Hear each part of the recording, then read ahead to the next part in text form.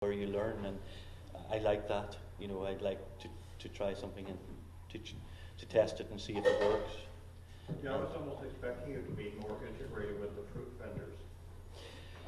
Yeah, well, I have a piece called Genetic Experiment, which I didn't bring out, and it uses the oddest looking fruit and veg, and with bits of electronics, and kind of, so yes, I can, if I had been closer to the veg store, that possibly I would have had that integration, and there would have been something with it.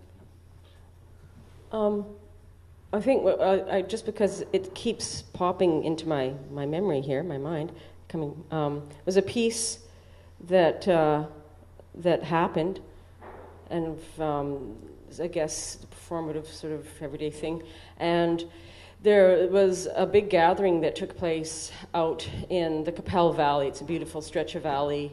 It's Treaty 4 territory, like that's where I'm from, like the treaties were signed, and so there are a number of different reserves there, and big national treaty gathering, so various chiefs and leadership from all over meeting there. And when they do have entertainment, it tends to be fairly conventional sort of, entertainment, dinner and a comedian, stand-up comedian, or dinner and, some singer. So over the 4 days of that convention, myself and Edward Putra and Linnae Koos, Dal Sieben, we camped and spent the 4 days out there, and brought different equipment and had some ideas about what we wanted to do on certain things, and some art actions, around and it took place at the powwow grounds there, and they have a big governance center. But anyhow, so I had this idea in mind of something I wanted to do, of writing on the hillsides, and I brought one of those baseball diamond maker things. Those are the things you pull, and the chalk. But we were really, we were located, and we had ourselves. We didn't want to be really obtrusive, and we did the white cube van thing, and we wore our work overalls, and you could just fit in there with all the other workers. It was a huge gathering, and we did some site-specific sort of installation stuff, but with this thing, it was quite nice.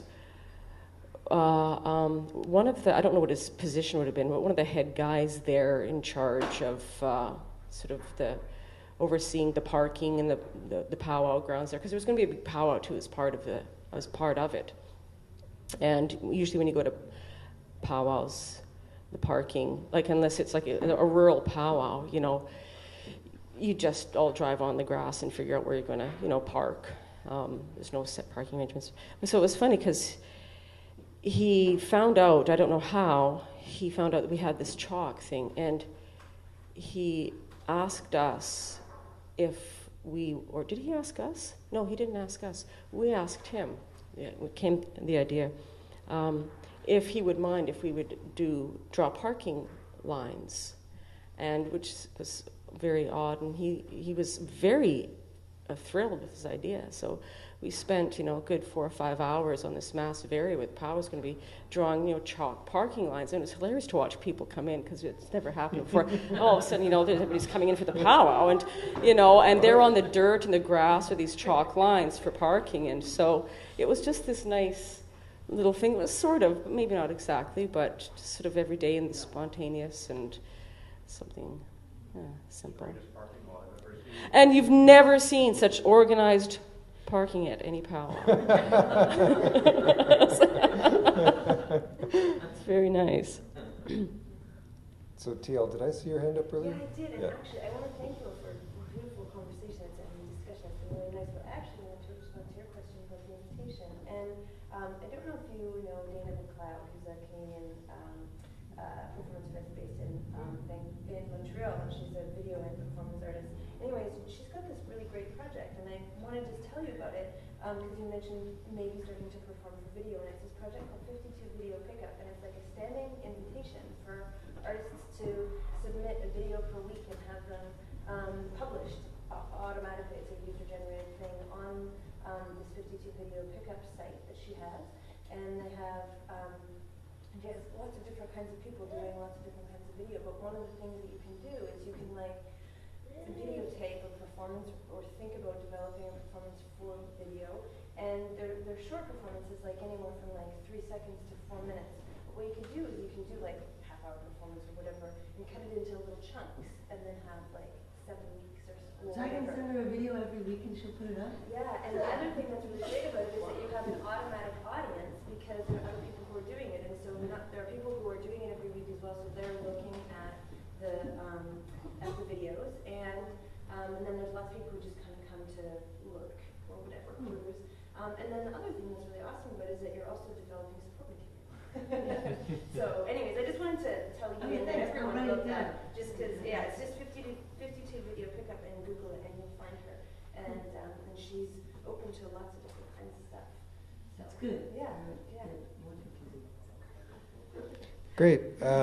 I think we're coming up to 2 o'clock, so unless there's any last burning comments that you guys want to offer?